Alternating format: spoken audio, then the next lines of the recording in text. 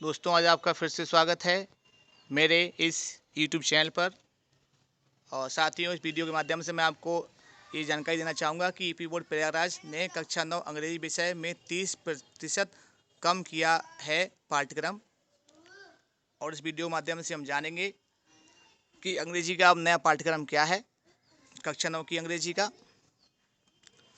और आपसे कहना चाहूँगा कि आप इस चैनल को सब्सक्राइब करें और बेल आइकन भी दबाएं, जिससे कि आपको मेरे चैनल से जुड़ी हुई सारी नई नई वीडियो, सारी अपडेट आपको प्राप्त होती रहे।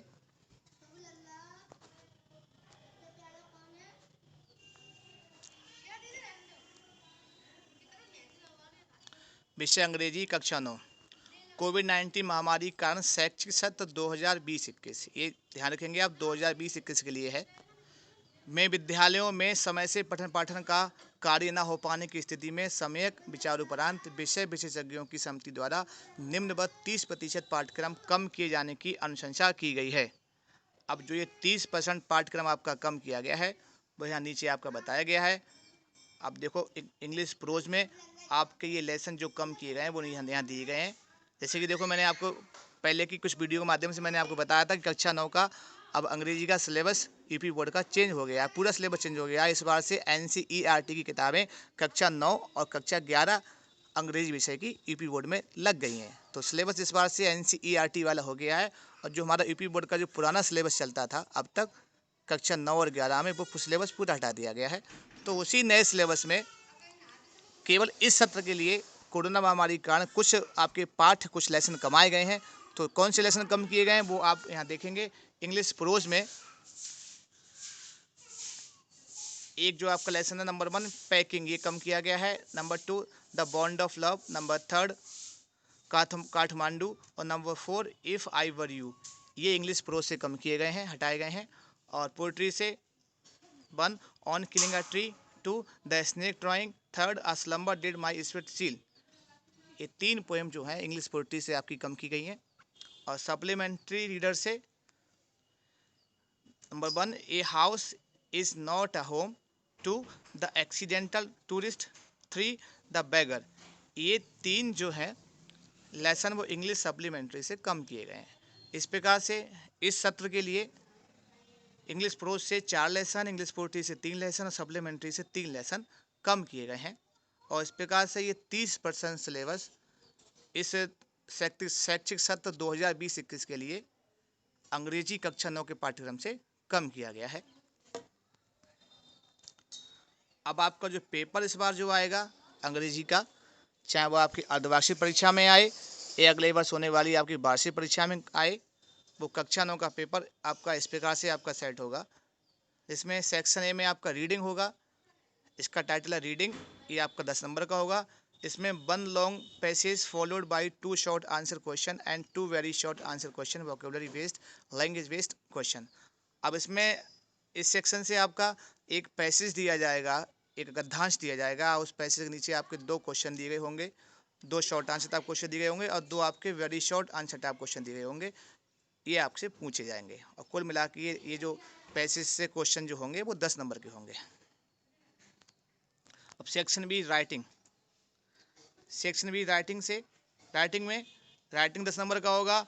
और इससे नंबर 2 पे आप देखेंगे लेटर एप्लीकेशन राइटिंग। यहाँ लेटर या लिखने को आएगा, एप्लीकेशन लिखने को आएगी, 2 में से कोई एक लिखना है आपके लिए।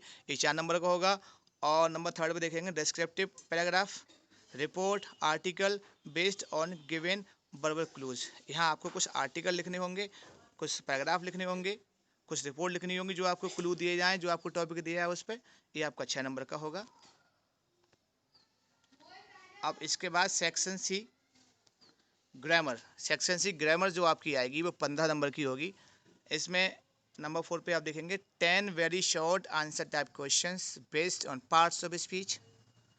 इसमें आपसे 10 क्वेश्चन पूछे जाएंगे शॉर्ट आंसर टाइप क्वेश्चन, जो पार्ट्स ऑफ स्पीच से संबंधित होंगे या टेंस से संबंधित होंगे या नरेशंस बोलें तो डायरेक्ट एंड इनडायरेक्ट नरेशन, या आर्टिकल से संबंधित होंगे, या वॉइस बोलें तो एक्टिव एंड पैसिव वॉइस, या रीऑर्डरिंग ऑफ सेंटेंसेस, या फिर पंक्चुएशन।